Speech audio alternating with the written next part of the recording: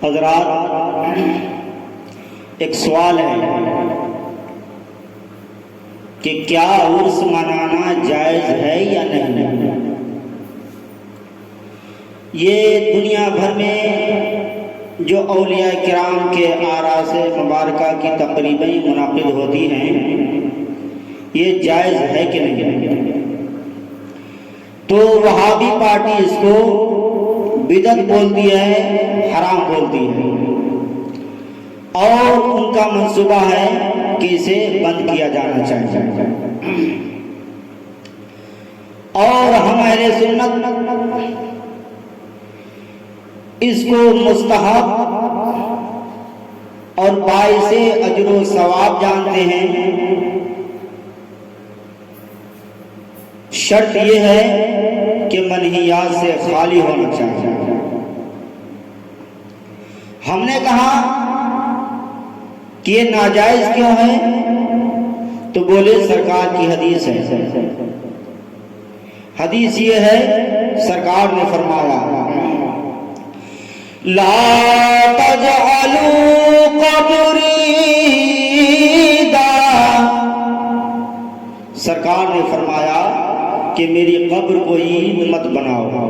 तो हमने कहा कि इसमें उर्स का तज़किरा कहाँ हुआ, तो बोले कि चूंकि ईद में भीड़ होती है, सरकार ने फरमाया कि मेरी कब्र को ईद मत बनाओ, यानी भीड़ मत लगाओ। और उर्सों में भी भीड़ होती है, लिहाजा ये मना हुआ, नाजायज हुआ। हज़रात, ये लोग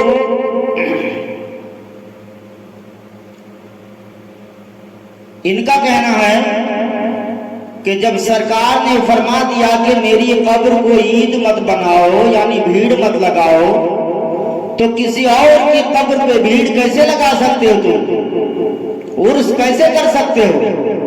लिहाजा ये इस हदीस की रोशनी में मना हुआ, नाजायज हुआ। हज़रात, ये दरअसल मज़ारात के दुश्मन हैं, और दुश्मनी की एक वजह है। वजह यह है कि इनके यहाँ कोई इस काबिल है ही नहीं, इस लायक है ही नहीं कि किसी का उर्स किया जाए। उर्स अहले ईमान का किया जाता है, अहले तकवा का किया जाता है।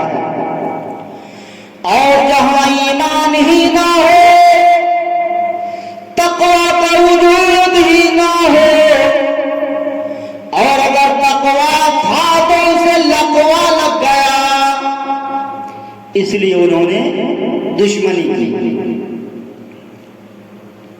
देखो, ये मिट्टी का ढेर बोलते हैं कब्र को, मज़ारात को मिट्टी का ढेर बोलते हैं।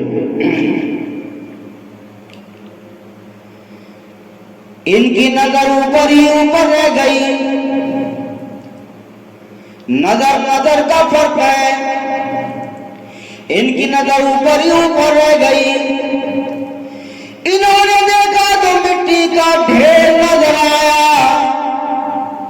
मिट्टी का ढेर नजर आया इनको, इनकी नजर ऊपर ही ऊपर रह गई। और जब अहले सुन्नत ने देखा तो अंदर सिद्दीक़ अकबर नजर आए, फारूक आज़म नजर आए, उस्मान और हैदर नजर आए, हसनैन करीमैन नजर आए, इमाम आज़म नजर आए, इमाम शाफी नजर आए, इमाम मालिक, इमाम अहमद नजर आए, सैयदना गौसे आज़म नजर आए, सैयदना ख्वाजा गरीब नवाज नजर आए। अंदर देखा तो शायद मौलुद्दीन नक्शबंदी नजर आए, शायद शहाबुद्दीन सोहरवर्दी नजर आए, कुतुबुल अक़ताब नजर आए, महबूब इलाही नजर आए, मखदूम अलाउद्दीन साबिर कलियरी नजर आए, मुजद्दिद अल-मिसाली नजर आए, इमाम अहमद रजा नजर आए, शाह बरकतुल्लाह नजर आए, आला के शहजादे हुजूर हुज्जतुल इस्लाम हुजूर मुफ्ती आजम नजर आए। इनकी नजर ऊपर ही ऊपर रह गई। ऊपर की नजर इनकी है और जो नजर अंदर तक पहुंच जाए वो नजर अल्लाह पाक ने अहले सुन्नत को अता फरमाई है। नजर नजर का फर्क है। नजरें बदल गई तो नजारा बदल गया।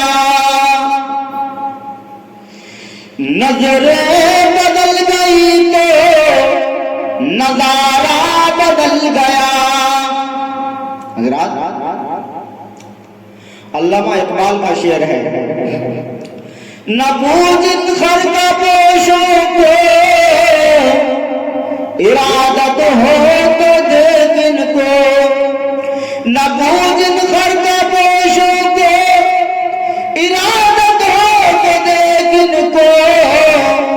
यद बैदा लिए बैठे अपनी आस्तीनों में। मुल्ला जी की नजर यदे बैजा तक पहुंचेगी कहां? हजरात, एक और हदीस पाक है, आका मौला सल्लल्लाहु अलैहि वसल्लम ने इरशाद फरमाया, कुन्तु नहैतुकुम अन ज़ियारतिल क़ुबूर।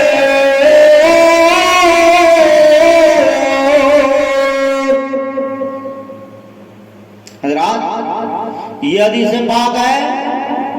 इसको दलील बनाकर वहाबी लोग ये कहते हैं कि देखो सरकार ने फरमाया कि मैंने कब्रों की ज़ियारत से तुम्हें मना कर दिया था। ये आधी अधूरी हदीस सुनाकर लोगों को गुमराह करते हैं। पूरी हदीस नहीं सुनाते, आधी हदीस सुनाकर आवाम को, जो पढ़े लिखे लोग नहीं होते, उनको गुमराह करते हैं कि देखो हदीस पाक में यह है कि सरकार ने फरमाया कि तुम कब्रों की ज़ियारत मत करो, कब्रों पे मत जाओ, और तुम्हारे मौलवी लोग तुम्हें कब्रों पे जाने के लिए कहते हैं और खुद भी जाते हैं। तो हजरात, सरकार ने जो फरमाया, कुन्तु नहैतुकुम अन ज़ियारतिल क़ुबूर, यानी मैंने तुमको मना फरमा दिया था, मैंने तुम्हें रोक दिया था कब्रों की ज़ियारत से। मैंने कहा मुल्ला जी आगे पढ़िए, हदीस सिर्फ इतनी सी नहीं है, आगे भी है, आगे पढ़िए वरना आगे बढ़िए। आगे पढ़िए, क्या आगे पढ़िए, और अगर ना पढ़ सके तो आगे बढ़िए, दफा हो जाइए, निकल लीजिए, फूट लीजिए। हदीस इतनी नहीं है, हदीस आगे भी है। हजरात, सरकार ने फरमाया कि मैंने तुम्हें कब्रों की ज़ियारत से मना कर दिया था। ये जुमला हदीस का मंसूख है, आगे नासिख आ रहा है। अला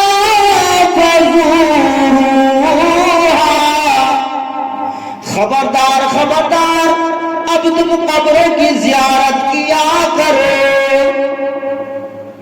अब तुम कब्रों की ज़ियारत किया करो।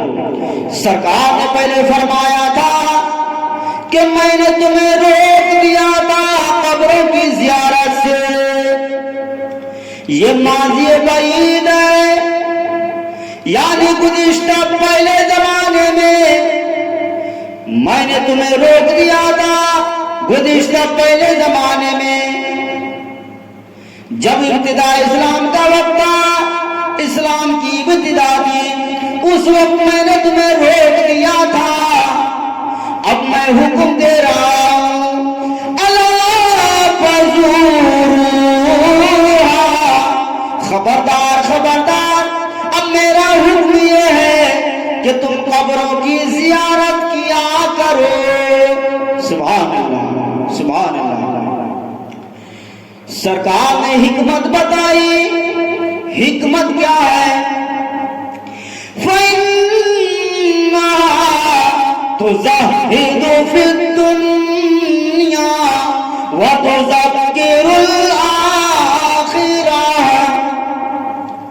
ये कब्रों की ज़ियारत तुम्हें दुनिया में पारसा बनाएगी, मुत्तकी और परहेजगार बनाएगी, नेक और सालेह बनाएगी, और आखिरत तुम्हें याद दिलाएगी।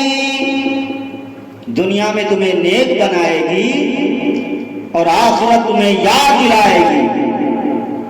हजरात, हिकमत क्या है कि जब आप किसी कब्र पे जाएंगे, किसी बुजुर्ग की कब्र पे जाएंगे, फातिहा पढ़ेंगे, तो आपको ये तसव्वुर होगा, आपको ये तसव्वुर होगा कि आप किसकी बारगाह में आए हैं। ये अल्लाह वाले दुनिया में थे, चलते फिरते थे, अबले हर लहद की आगोश में सो गए हैं। तो जब इतने बड़े बड़े और अजमत वाले बुजुर्ग भी तशरीफ ले गए, तो हमारी क्या औकात है, हमारी क्या बिसात है? हमको भी एक दिन कब्र में जाना है, हश्र में पेश होना है, आखिरत में पेश होना है। इसलिए हमें सुधरना चाहिए, नमाज और रोजे की पाबंदी करना चाहिए, शरीयत के मुताबिक जिंदगी गुजारना चाहिए, अकीदे को भी सलामत रखना चाहिए और अकीदत को भी सलामत रखना चाहिए। अकीदा और अमल दोनों की हमें हिफाजत करना चाहिए। ये सबक मिलता है कब्रों की ज़ियारत से। हजरात, सरकार ने फरमाया, तो इसमें दो जुज़ हैं, हदीस में दो जुज़ हैं। पहला वाला जुज़ मंसूख है और दूसरा वाला जुज़ नासिख है। पहला हुक्म जो था वो मंसूख हो गया, वो नहीं जो थी वो मंसूख हो गई। पहले सरकार ने फरमाया था कि मैंने तुम्हें मना कर दिया था, कब्रों की ज़ियारत से रोक दिया था और तुम रुक गए थे। अब मेरा हुक्म जदीद ये है कि तुम अब कब्रों की ज़ियारत किया करो। सुभान अल्लाह, सुभान अल्लाह। हज़रात, मैंने कहा देखो, सरकार ने जो पहले मना फरमाया था उसमें क्या हिकमत थी, उस पर नजर कीजिए, और बाद में जो हुक्म दिया उसमें क्या हिकमत है, उस पर भी नजर कीजिए, तो मसला क्लियर हो जाएगा, मसला वाज़ेह हो जाएगा, रोशन हो जाएगा। पहली बात तो यह है कि मना किया था, ये लफ्ज खुद बता रहा है कि अब मना नहीं है, और फिर नस्से सरी है ये, अला फज़ूरुहा, खबरदार अब तुम कब्रों की ज़ियारत किया करो। अलार पे तंबीह फरमाई मुस्तफा ने कि खबरदार कान खोल के सब सुन लो, अब मेरा हुक्म यह है कि तुम कब्रों की ज़ियारत किया करो, इसको छोड़ना नहीं, इस अमल को छोड़ना नहीं, ये बराबर करते रहना। सरकार देख रहे थे कि मुल्ला जी लोग आज कब्रों की ज़ियारत से रोकेंगे, इसलिए सरकार ने पहले ही ताकीद फरमाई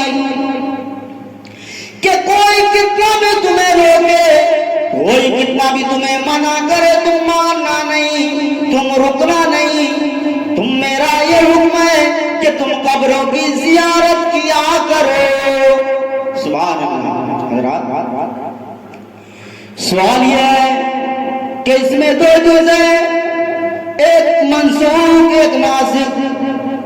मुल्ला जी ने मंसूख पे अमल किया और आज तक करते चले आ रहे हैं, बोले कि हम तो इसी पे अमल करेंगे।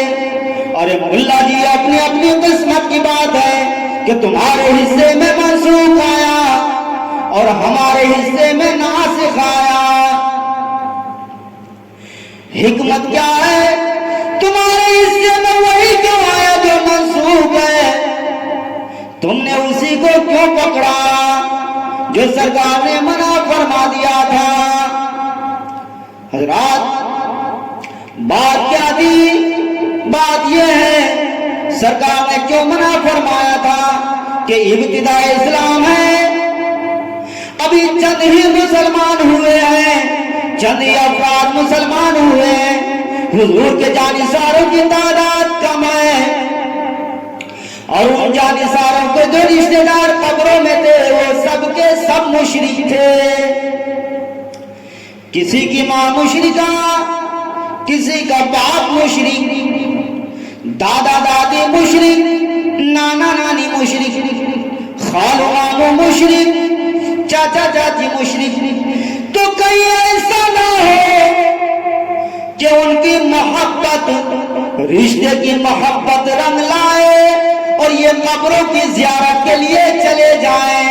तो सरकार ने फरमाया कि खबरदार, उससे तुम्हारा कोई रिश्ता नहीं है, कोई ताल्लुक नहीं है तुम्हारा।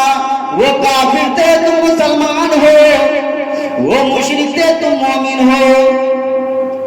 इसलिए किसी के कब्र पे मत जाना, मुशरिक की कब्र पे जाना हराम है। और जब ईमान वाले कब्रों में जाने लगे, सहाबा इकराम तब रोने लगे, तो सरकार ने फरमाया कि वो मना उठा लिया गया है, अब तो ईमान वाले कब्रों में हैं, अब तुम कब्रों की ज़ियारत किया करो। सुभान अल्लाह, सुभान अल्लाह। रात ये लोग वहाबी लोग ये आज तक उसी पे अमल कर रहे हैं, उसी पे अमल कर रहे हैं जो सरकार ने मना फरमा दिया था। तो ये क्यों अमल कर रहे हो, इस पर क्यों अमल कर रहे हैं? तो बात समझ में आती है कि इनके जो पुरखे कब्रों में गए, इनके आबाद जो कब्रों में गए, तो वो वैसे ही थे इनकी नजर में कि जिनकी कब्रों की ज़ियारत हराम है। और हमारे बुजुर्गान दीन, औलियाए कामिलीन और हमारे आबाद जो कब्रों में हैं, तो वो है कि जिनकी कब्रों की ज़ियारत का मुस्तफा ने हुक्म दिया है। रज़ीना किस्मत जब्बार फीना, रज़ीना किस्मत जब्बार फीना, लना इल्मुन वलिल जुहाल मालूम। सुभान अल्लाह, सुभान अल्लाह। अल्लाह पाक से दुआ है कि हमें इन वहाबियों के फितने से महफूज फरमाए। व आखिर दावाना अनिल हम्दुलिल्लाहि रब्बिल आलमीन।